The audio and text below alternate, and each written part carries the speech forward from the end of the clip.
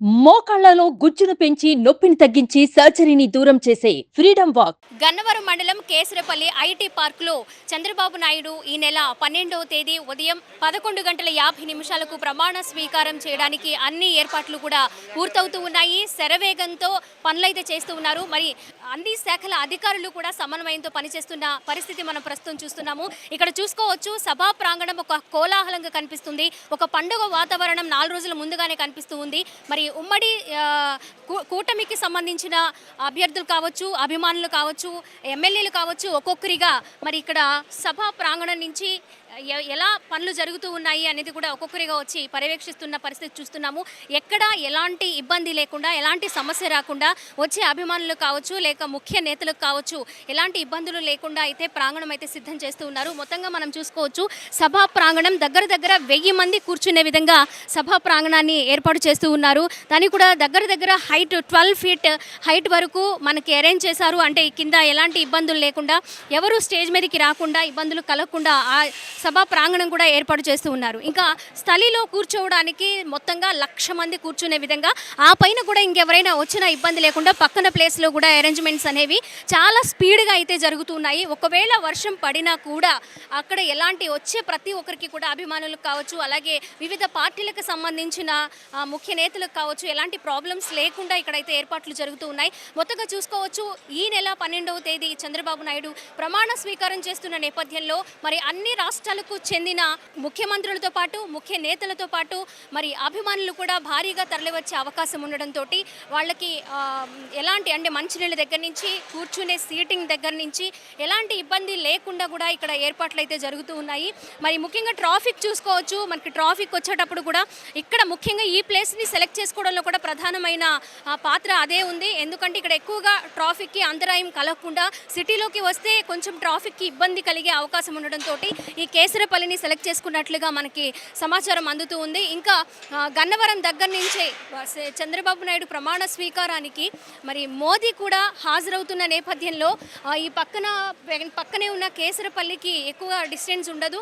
అందుకోసమే ఒక రకంగా ఇక్కడ మనకి ఈ ప్లేస్ని సెలెక్ట్ చేసుకున్నట్టుగా కూడా మనం చూసుకుంటున్నాము.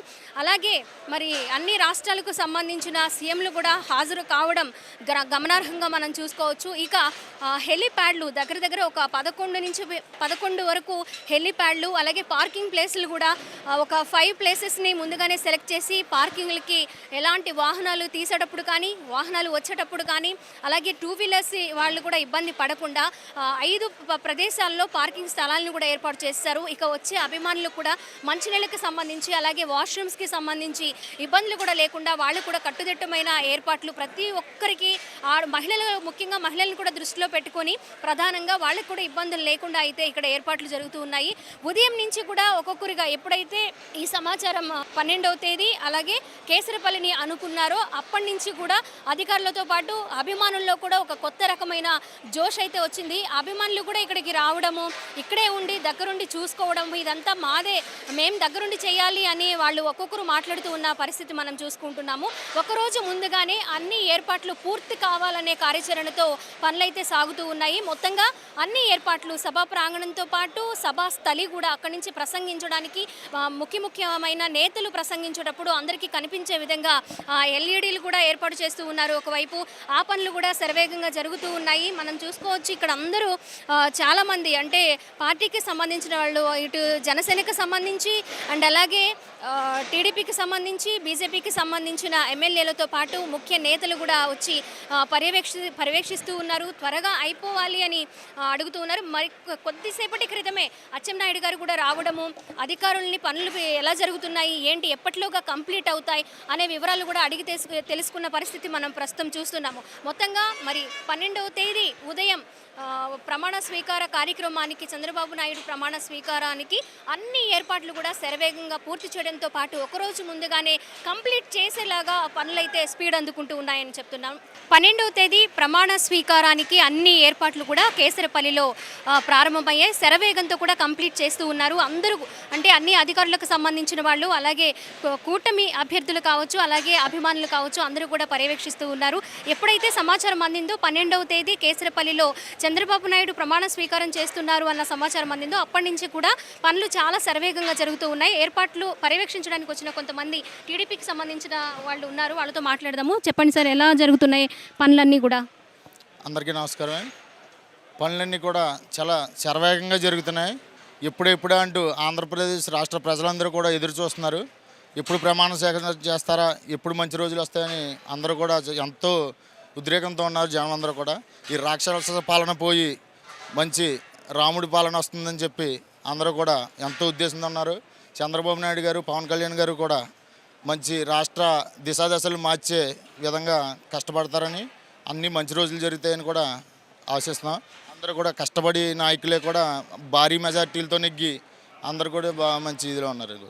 ప్రమాణ స్వీకారోత్సవ కార్యక్రమానికి ఎంతమంది హాజరయ్యే అవకాశం ఉందండి? ఎంతమంది వస్తారని మీరు అంచనా వేస్తూ ఉన్నారు? అంటే ఈ యొక్క దుర్మార్గ పాలన మీద ఇరత పుట్టేసి ఎలక్షన్లో కూడా చూపించారు ఏ రకంగా ఓటర్ల రూపంలో. అదేవిధంగా అంచనాలు వేయలేని విధంగా, ఎవరికి ఊహకందని విధంగా ఇక్కడ ప్రమాణ స్వీకారంకి పోటెత్తి వాతావరణం అయితే కనబడుతుంది.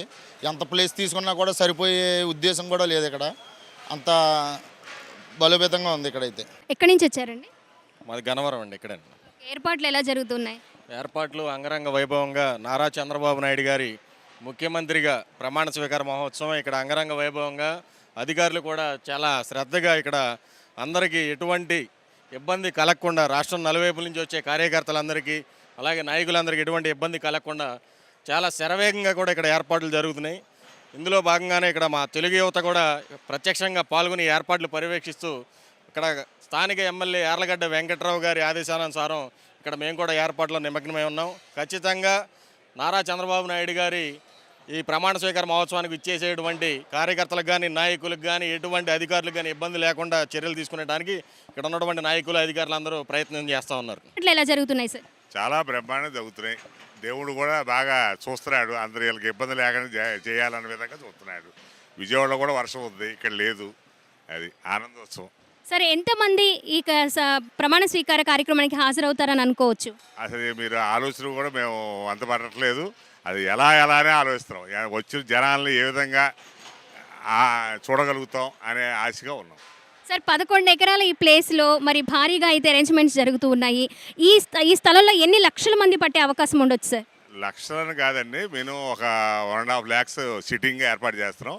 అనేక స్క్రీన్లు ఏర్పాటు చేస్తున్నాం. ఎక్కువ ఏంటంటే ఎవరైనా కనపడాలి, మమ్మల్ని చూడాలి అనే విధంగా పెద్ద పెద్ద స్క్రీన్స్ మెయిన్ రోడ్డు మీద ఏర్పాటు చేస్తున్నారు. ఎప్పటిలోగా కంప్లీట్, అంటే పూర్తిగా ఏర్పాట్లు ఎప్పుడు పూర్తయ్యే అవకాశం ఉంది సార్? 11 నైట్ దాకా పట్టుతుంది. టైం లేదు కదా, అందుకనే ఇంకా ఏంటంటే భారీ ఎత్తున చాలా నీట్గా చేయాలి. ఎందుకంటే కేంద్ర మంత్రులు కానీ, ప్రధానమంత్రి కానీ, ఇంకా ఇతర రాష్ట్రాల నుంచి కానీ అందరూ వస్తున్నారు. వాళ్ళ విధంగా ఏంటి దగ్గరలో ఉంటుందనే విధంగా ఎయిర్పోర్ట్ దగ్గరలో జనాలకు ఇబ్బంది పెట్టకుండా ఉండాలనేది చంద్రబాబు కోరిక.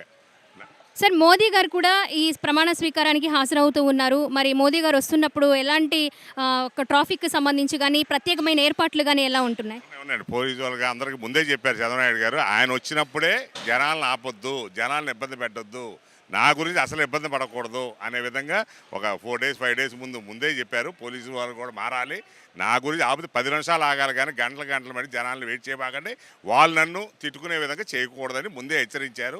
ఆ విధంగానే వాళ్ళకు కూడా ఇబ్బంది పెట్టకూడదని ఈ విధంగా ఉద్దేశంగా ఈ విధంగా తీసుకున్నాం అన్నమాట. ఎందుకంటే వీఐపీలు ఎక్కువ వస్తారు, మరి రోడ్డు మీద ట్రాఫిక్లు ఇవన్నీ ఇబ్బంది అవుతాయి కాబట్టి కొంచెం ఎయిర్పోర్ట్ దగ్గరలో ఉంటే అమరావతిలో పెడదాం అనుకున్నాం. కాదే రోడ్లు కన్వెంట్ లేవు, మళ్ళీ ఇబ్బంది పడతారని చెప్పి ఈ విధంగా ఇక్కడ ఏర్పాటు చేయడం జరిగింది. సార్, భారీ మెజారిటీతో అయితే కూటమి అధికారంలోకి వచ్చింది. మరి మహిళా ఓటర్లు, మహిళా అభిమానులు కూడా భారీ ఎత్తున హాజరయ్యే అవకాశం అయితే ఖచ్చితంగా ఉంది. వారి కోసం ప్రత్యేకమైన ఏర్పాట్ల విషయం ఏం చెప్తారు? గ్యాలరీ సపరేట్గా ఒక మొత్తం 3 స్టెప్స్ వస్తాయి. ఓ స్టెప్ మన లేడీస్గా ఉంటారు. ఆ లేడీస్నే ముందు చూసేది మేము. మగవాళ్ళు ఎక్కడ ఉన్నా చూడొచ్చు. లేడీస్కే ఎక్కువగా ప్రాధాన్యం ఇస్తారు. అది చంద్రబాబు హయాంలో మెయిన్ లేడీస్కే ఎక్కువ, ఓటింగ్ కూడా లేడీసే ఎక్కువ. అది అభ్యంతరం ఏమి ఉండదు. టీడీపీ మహిళా సెక్రటరీ ఉన్నారు మనతో. మరి ఇప్పుడు సభా ప్రాంగణంలో ఏర్పాట్లు ఎలా జరుగుతున్నాయి? మరి చాలా మంది ముఖ్య నేతలు కూడా ఇక్కడికి వచ్చి పర్యవేక్షించడము, అధికారులను అడిగి తెలుసుకోవడం కూడా జరుగుతూ ఉంది. మరి ఏర్పాట్ల గురించి మనం అడిగి తెలుసుకుందాం. ఏర్పాట్లు ఎలా జరుగుతూ ఉన్నాయండి? చాలా బాగా జరుగుతున్నాయండి. మొన్న నైటు మనకు ఎప్పుడైతే అనౌన్స్మెంట్ ఇచ్చారో ఆ రోజు నైట్ ఎమ్మడే స్టార్ట్ చేశారు. అందరూ స్పీడ్గా వర్క్ అనేది దగ్గరుండి పర్యవేక్షణ అచ్చెన్నాయుడు గారు ఇప్పుడే వచ్చి వెళ్ళారు. కలెక్టర్ గారు వస్తున్నారు, గవర్నర్ గారు వీళ్ళందరూ మొత్తం ఈ సిఎస్ గారు అందరూ వచ్చారు. ఎప్పటికప్పుడు అబ్జర్వేషన్ చేస్తూనే ఉన్నారు. ఇక్కడ బసవరావు గారని ఈ ఊరి పెద్ద లెజెండ్ అని చెప్పాలి. ఎందుకంటే ఆయన ప్రోత్సాహం లేనిది ఇక్కడ ఏది జరగదు. ఆయన ఎమ్మడిని స్పందించి దగ్గరుండి పని వాళ్ళని పెట్టేసేసి స్పీడ్గా లాక్కొచ్చి చేసుకొస్తున్నారు. ఈ స్థలం కూడా ఆయనదేనండి, ఈ సార్దే. కానీ ఇక్కడ అంత స్పీడ్గా జరుగుతుందంటే ఆయన దయవల్లేనండి. ప్రతి గడపకి ఇక్కడ ఎవరైనా లేని వాళ్ళు వచ్చి అన్నా నేను ఈ తలుపు కొడతా అంటే మా బసవరావు గారు అలా ఆదుకుంటారు. ఇక్కడ ప్రతి ఒక్కరికి అలాగే ఆయన అండగా నుంచుంటున్నారు. ఈ ఊరి పెద్దండి ఆయన. అలాగే ఈ పనులు కూడా దగ్గరుండి ఆయన చేస్తున్నారండి.